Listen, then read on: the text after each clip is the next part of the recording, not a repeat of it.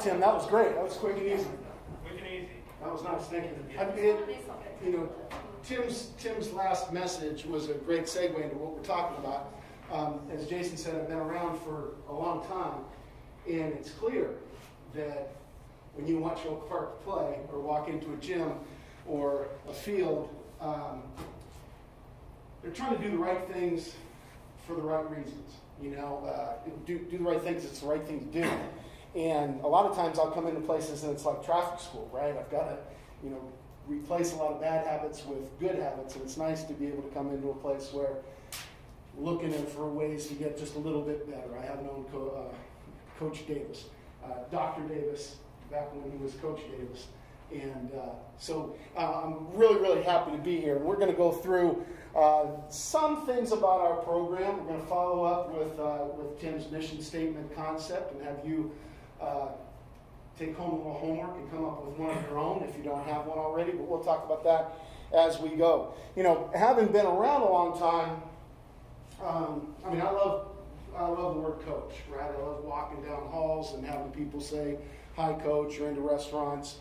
And then all of a sudden, everybody was a coach. The life coaches and business coaches, and I got bitter for a while. And then my daughter shared a story with me just about the origin of the word coach. And basically it comes from, horse-drawn carriages back in Europe that took really important people from where they were to where they wanted to go. And I guess that means anybody that does that is a coach. So I kind of got over my bitterness a little bit and accepted it. So I wanted to spend just a minute or two having you talk about some coaches that were influential to you, right? And just some reasons. Just a couple of people. And give me somebody that was influential in your decision to decide to become a coach. I'll start. Yeah, okay.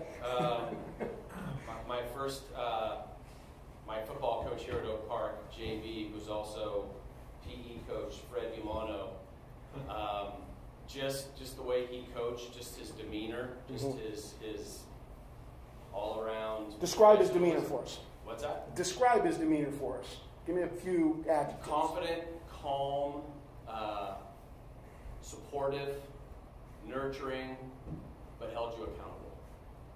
The last part too. That's great. Yeah. A couple more? Dave Kimberg, who teaches right over here. He's my coach. Just a few words for him: empathetic. Strong male role model for a bunch of us that didn't have that in our lives. So having that, for me, being a coach is more being a mentor, just being there and being supported no matter what. That's what he was. Good. One more. Yeah. Oh, let's get two more. When I was younger, I still played soccer, and I had a coach that had a really good balance between knowing when to push you and kind of get your face, and knowing when he could push you and when to be more supportive and being like, hey, you got more gentle, I guess. So finding that balance between push and pull. Yeah. Great. When I was younger, I was playing lacrosse at a relatively high level. One year had a coach who was a parent. He wasn't a lacrosse person. And I think I was kind of a little nervous, a little worried about it. And he was one of the better coaches I ever had because he had a lot of leadership ability. He always tried to do the right thing. So his X's and O's weren't necessarily as strong as someone else may have been, but he was just such a good, positive personality, and it always stuck with me that anyone with the right attitude could be a good coach, even if they don't have as much knowledge as someone else. Especially at that level, right? I mean, we start in youth sports, and everybody has Coach Dad or Coach Mom that's coaching just because they need someone to do so.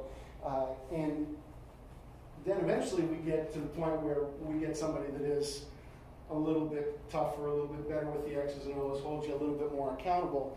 But if those other guys don't maintain your love for the game, you don't stick around long enough to find those other guys, right? I was 3 or 4 years ago walking through a store Christmas time, and I saw my 16-year-old Colt League baseball coach from Covina.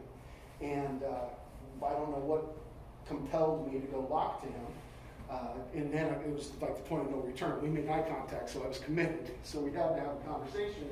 And clearly he looked exactly like he looked, 30 years earlier, 40 years earlier. And he had no idea who this crazy guy was coming to him. But we had a great conversation about, me going into coaching and what I do now. And I realized during that conversation that he was the first guy that did some of those things, right? He was a real coach. He came up with a practice plan. He knew his skills, had a way to, toughen you up a little bit and soften you up when you needed to. And at the time, I wasn't sure I liked him so much, and I wasn't sure he liked me, right? Especially when it got to that accountability part. But then when you get older, you notice that a little bit. So we all got in it for a particular reason. And I think Tim mentioned culture. As you start to talk about culture and building it, understanding the reason why you're in it is important.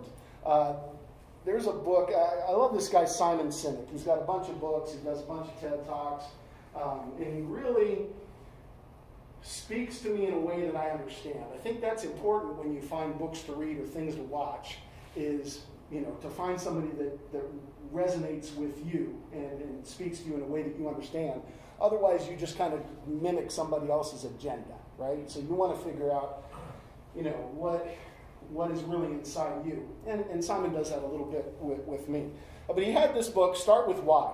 And it made sense to me that that really is what we all need to do, is we need to figure out why it is that we're doing it. His theory is that everybody knows what they do. Businesses, sports teams, or whatever. You know what you're doing. The better ones know how to do it really well, but the ones that really are able to be successful are the ones that know why they do it. Because people buy into you because of why you do what you do and what you believe in, more than what you're doing and how you're doing, right? So we're going to spend some time in a little bit just kind of figuring out what your why is. And when we talk to parents and athletes, we go through an exercise similar. Because it's going to be hard for you to coach athletes unless you know why they're in it as well. Right? So hopefully we all get on the same page. That's really what this is all about. When we're doing that, there are some words that get mixed up. And I think you look at things like vision and philosophy and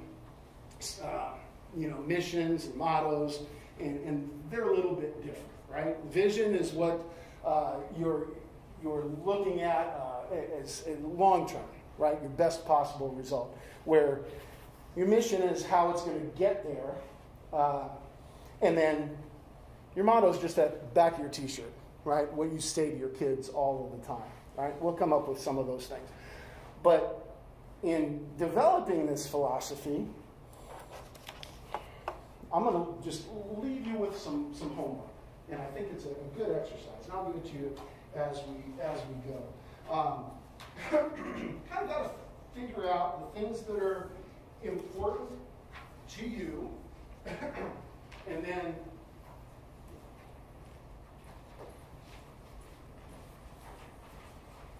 work on it from there. So we talk a lot about standards. What are some things that are really, really important to you, whether it's being on time, sportsmanship, grades, working hard, best effort, whatever the case may be. You come up with 3 or 5 of those things. And don't do it now, right? Take it home so you can spend some time doing it. Got a little thing. When you retire, right? What do you want people to say about you? Right? What's your legacy going to be? What are you going to leave behind? Kind of the things that we just talked about when you were talking about your mentors and the reasons why you got into it. And then a couple of key terms and phrases that might lead to your philosophy. Right? Tim's mission statement had some key phrases in there, right? And then once you develop that paragraph that has your philosophy, kind of come down with a 1 or 2 sentence mission statement that's a little bit quicker, right? That everybody can understand. Because if your mission statement isn't something that everybody can repeat, it's not going to be very valuable, right? So try to siphon that down to something that's a little bit easier. I had a similar exercise when I was in college. And I was going through an old crate in the garage, and I found the spiral notebook that I wrote this paper in. And anyway, the conclusion of the paper, it was in a coaching theory class, was if you convince your player, and I was 19, if you convince your players that you care about them as a person, you're knowledgeable and organized, and you work as hard as you expect them to, then they will show a desire to play well, listen and try to understand, and try to be the best teammate they can be. Right? So that's what I wrote when I was 19. And then you start to get all this stuff, right? You get all of the skills and the drills and the packets, and you eventually end up with a 3-ring binder of how you're going to cover first and third situations and what your strategies are on offense and your attack, and you get lost in that stuff as you go through the season. So we're having a pretty good season. I was at Bishop Amat, and it was a mid-season practice. We were feeling pretty good about ourselves, and I just went into one of those mid-practice rants that you do sometimes. And, you're not even trying. You just stink out there. You're acting like you don't even care. There's a lot rantier than that. Then ended up back in the office afterwards and slumped in my chair and realized that, those were the things that I talked about 30, 40 years earlier. It's important that you care, that you think, and you try. And I forgot about what was important to me, and I was worried about stuff. All right, so we kind of, dialed a lot of stuff back and really talked about those 3 words, right? Care, think, and try. And when we did, it brought a little bit of clarity to the kids, right? And then it was very easy for me to call them on something, right? Was that your best effort? Right? It wasn't personal. I just wanted to find out if it was your best effort. Or, are you thinking about what our game plan is? Or is that how we were supposed to execute that attack or that play? So, anyway, by coming back to something simple, it enabled us to get where we wanted to go, right? They got lost in some of the minutiae along with me. So that's what I encourage you to do. Come up with your philosophy, but then siphon something down into something manageable for kids that will help you, move forward a little bit with what it is that you're trying to do. Tim mentioned parents a little bit. Tell me if this looks familiar.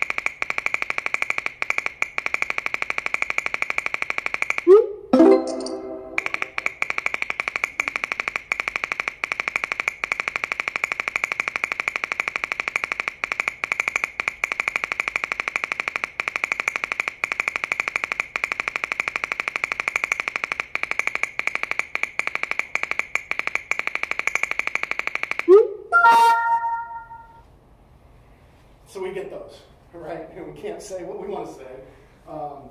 But we both want the same things, right? We both want their kids to play great. And we just have to worry about, 12, 15, 20 kids instead of just their one individual one. So the important thing is that we all get on the same page and understand what our roles and what our goals are. In order to do that, you've got to have this collaboration that we talked about. You've got to work together, and you have to allow them to understand that they have an important job too. And so let's talk about that important job. The first thing that I said that we'll try to do is we'll try to figure out why their kids are playing. And do the same thing with the athletes. And sometimes parents and athletes aren't on the same page with each other either. So that's a conversation that they need to have between each other. But there's a lot of different reasons why kids might want to play. We need to understand those. And mom needs to understand, what their kids' goals are as well. So we will go through that, and I just wanted to lay that out because we'll go through that with the parents. But as far as you're concerned, I think you guys do two different things, two basic things. Right? You teach kids to compete, and you help build some character. Right? If you believe that your value, your program is valuable, you want to keep them in it as long as possible. So you also got to make it a little bit fun.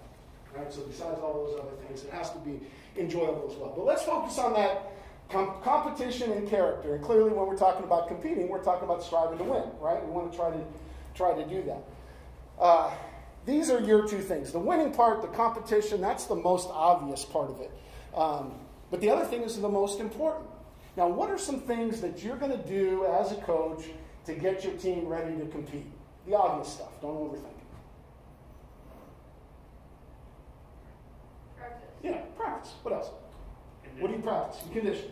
Right? What else do you practice? Set plays. Plays, strategies, skills, fundamentals, right? How about on game day? What do you do?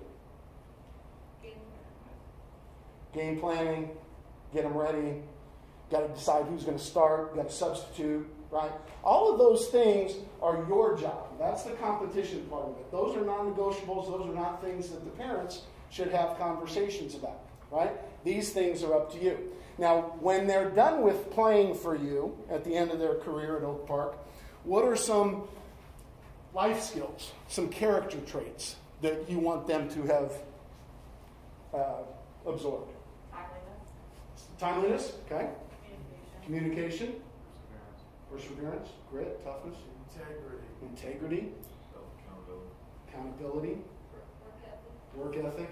Could go on and on, right? So, all sorts of things.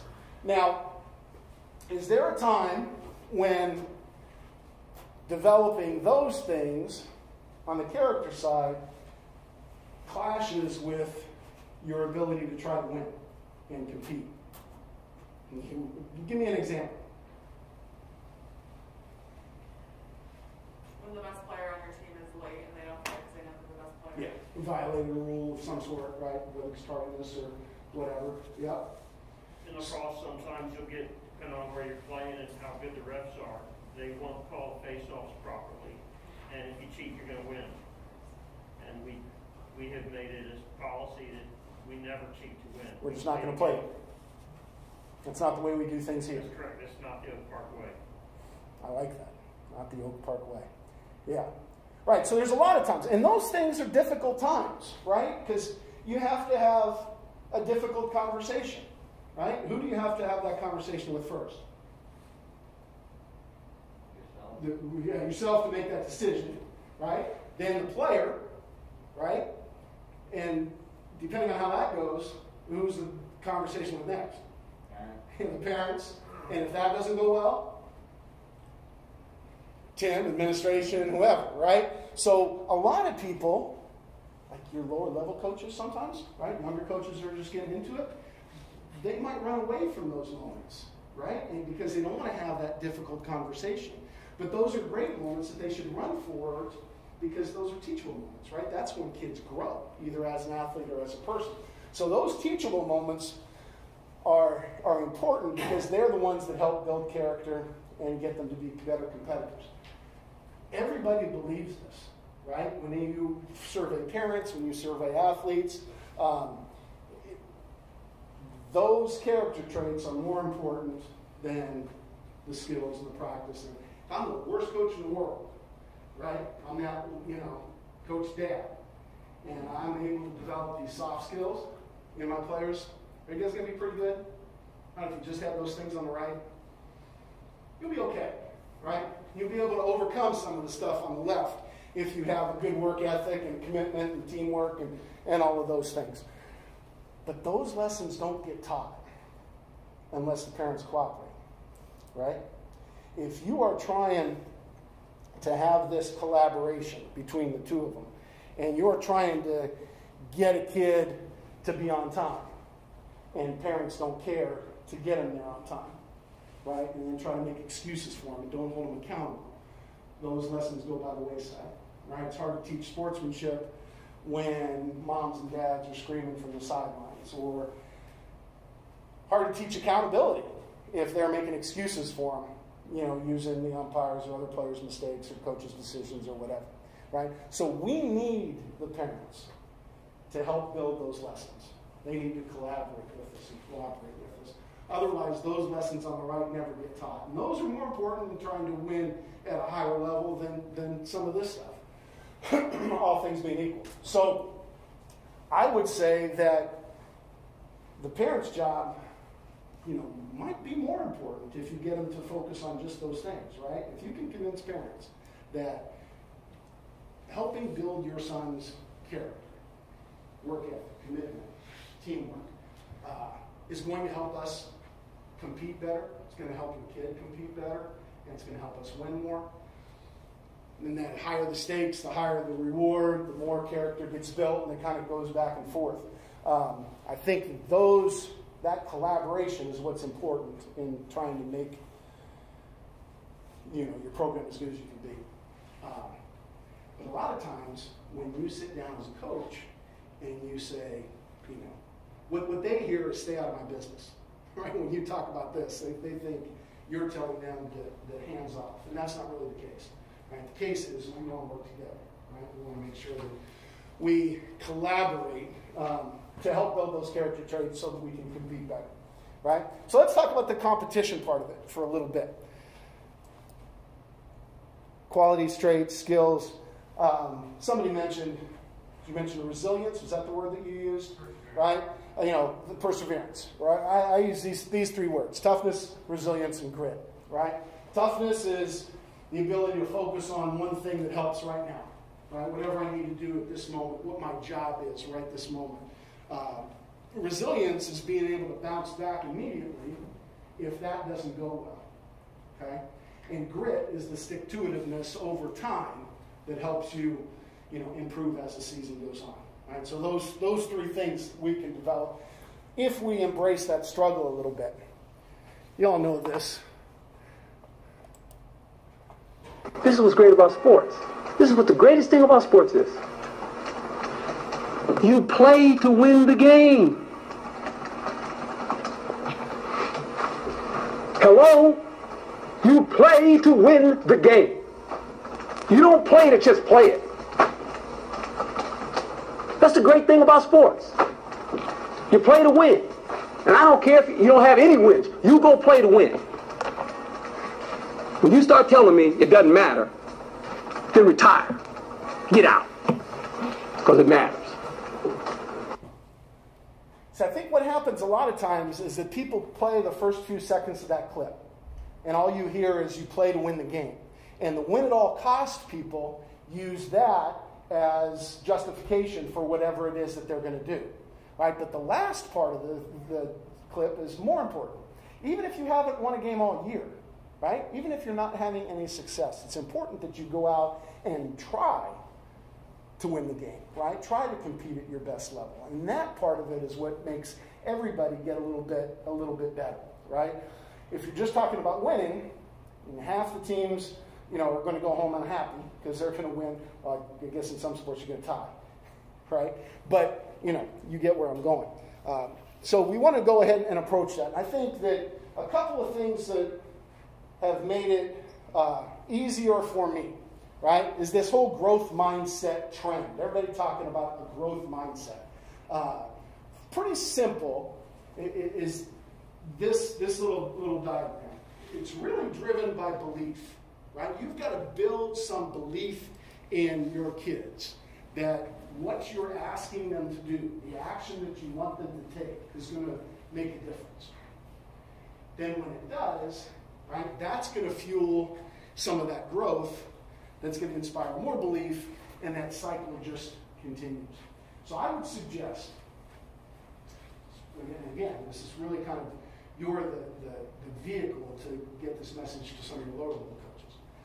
I would suggest that you, anytime you're going to praise a kid, try to link his success with the work that they've done in order to get that success.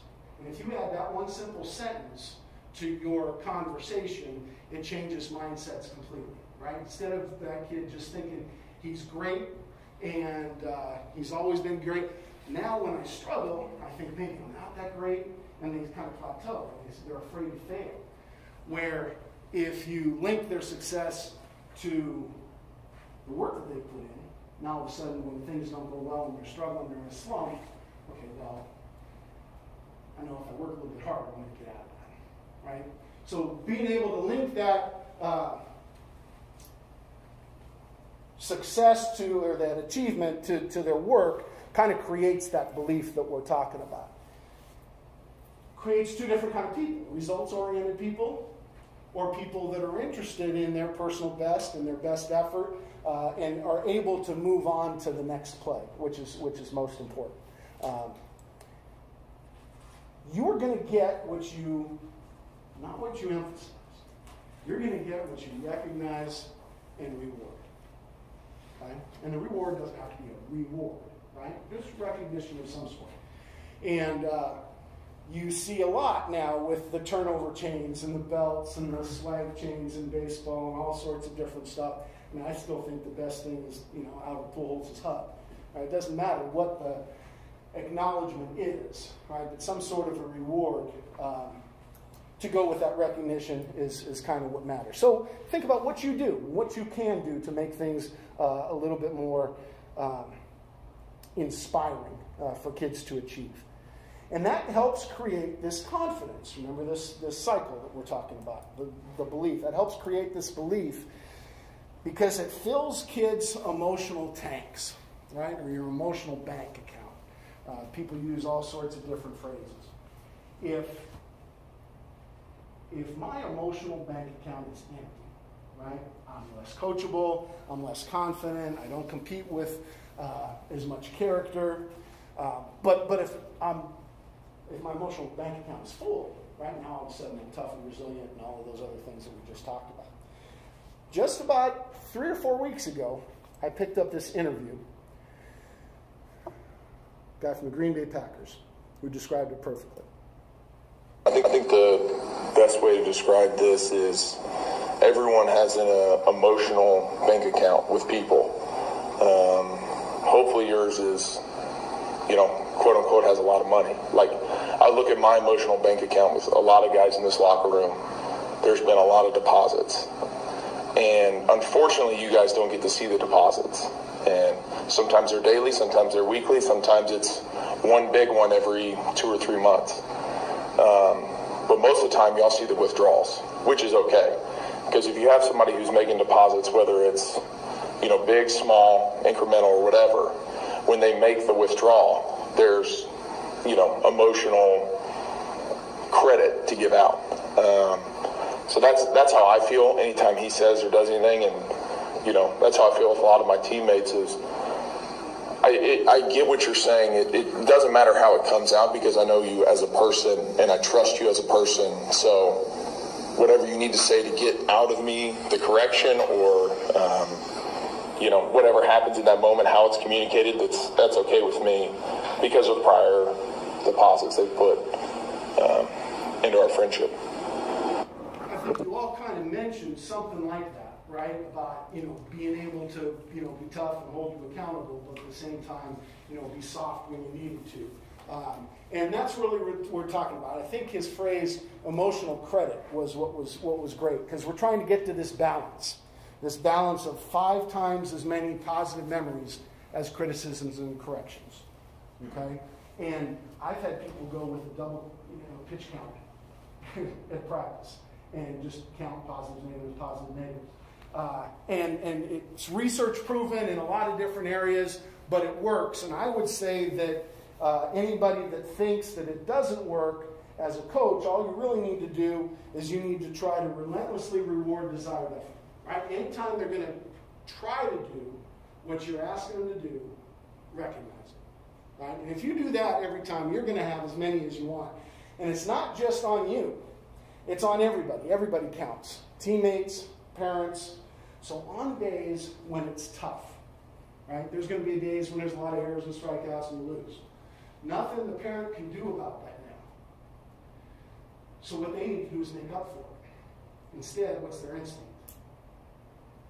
Yeah, pile on, right? Do post-game analysis and make it worse, right? So what we want them to do is to understand that we're talking about this 5-to-1 balance overall. So if I'm sitting on the other side of the chain link fence and I'm watching a tough game, I need to be thinking, okay, now what can I do to help balance that, right? Maybe it's through the way that I cheer.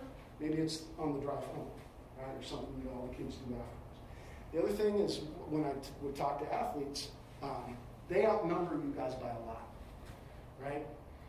So if there's a lot of corrections, right? Your 20 kids can pick each other up and fill each other's emotional bank account that when you get on them or make a correction, it's not as bad because their emotional bank account's already filled by their teammates. Does that make sense? All right, so y'all got to pitch in to make that work. Talk about some different things with the parents, but 2 things that I think you guys can do. I like to have partners, call them battle buddies, okay? Maybe you 2 guys are playing catch, warming up, you're stretching together, whatever. It's your job to praise her all practice long, anytime she does something well, right? Relentlessly. And it's your job to do the same thing for him. You're not allowed to correct each other or anything, that's my job, right? So all practice long, you're getting praise. You're filling each other's bank account, so when I make a correction, it's not such a big deal, right? Maybe you don't get along with him so well. I'm going to pair you up. Right? So now you've got to praise him during practice, vice versa. Okay? So another tip. But the biggest thing is being able to recover from the last play. We'll skip Aaron Judge and his recovery team. Ken Ravizza. Anybody familiar with Ken Ravizza? Heads Up Baseball. Read that book. It's a great one. He was a sports psychologist. Passed away a couple of years, but he was at Cal State Fullerton. But he was kind of like the father of or grandfather, I guess, of the flush. Anybody ever heard of flush and mistakes? A lot of teams have bought into it. Tampa Bay Rays, Chicago Cubs. He's kind of a big Joe Madden guy. LSU baseball, right? You make a mistake, they talk about flushing the mistake. And they put Ken Ravizza, he put a toy toilet into the dugout. And every time somebody made a mistake and put it in his bank, he put a penny in it, it would make a flushing sound, and everybody in the dugout would say, next pitch. Right? Just a mental way to flush out a mistake. Doesn't have to be a toilet. I had a player that couldn't get over mistakes, and I told him he needed a plunger. Right? Because sometimes they build up a little bit. Rutgers football talks about keep chopping wood. So they talk about chopping wood all the time, right? Just keep chopping wood. But it doesn't matter what it is. You can throw it away, next play, next pitch, flush it. You could be like Ted Lasso and say, have a memory like a goldfish. Right? You got to forget that last play and move on to the next one. And again, parents need to help get that done.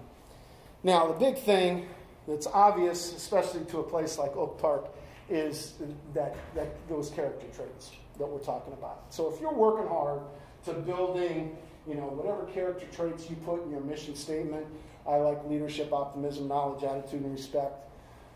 That's going to help you compete, right?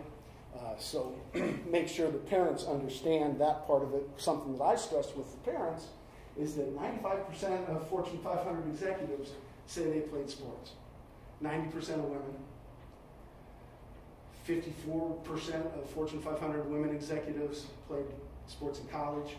And so the lessons that are taught here, right, take you where you want to go, right? And that's really what we were talking about at the very beginning, right? Taking people from where they want to go, where they are, and where they want to go. Mandela. He was getting an award, World Sports Award. And the sentence that just sticks out in my mind is that sports speaks to kids in a language they understand. Right? I mean, we could fill the gym and give them a lecture and talk about, all the lessons, but throw them a ball and make them compete, and a lot of those lessons are going to get through osmosis, right? My daughter, on the right, played at University of Redlands. Went and got her doctorate in zoo specific. She's Dr. Thomas now.